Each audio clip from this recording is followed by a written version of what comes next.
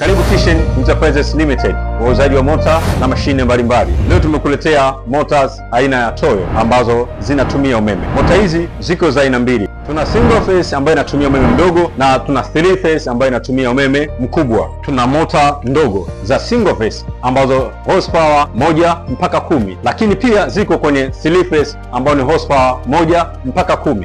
Mota hizi zina high speed na low speed.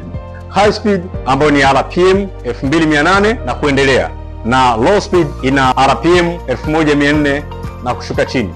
Low speed zinatumika kwenye mashine ambazo speed yake ni ndogo kama pampu za maji, compressor na kadhalika. Na high speed ni maalum kwenye zile mashine ambazo zina speed kubwa kama mashine za kufyatulia tofali na zile za kukamulia miwa na kadhalika. Tunazo pia mota kubwa ambazo zina horsepower 15 mpaka 100. Hizi zina low pia na high speed.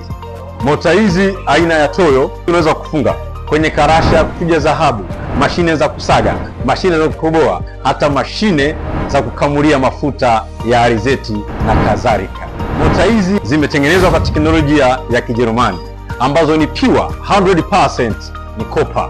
Zimetengenezwa kisasa na zimewekwa pouring ndani. Mota zetu zinavumilia hali ya hewa yoyote, iwe baridi au joto, na zinadumu na ubora ule ule. Mota hizi zina sehemu za kuweka grisi kulia na kushoto ili bearing ndani ziweze kulainika. Bidhaa zetu ni za uhakika.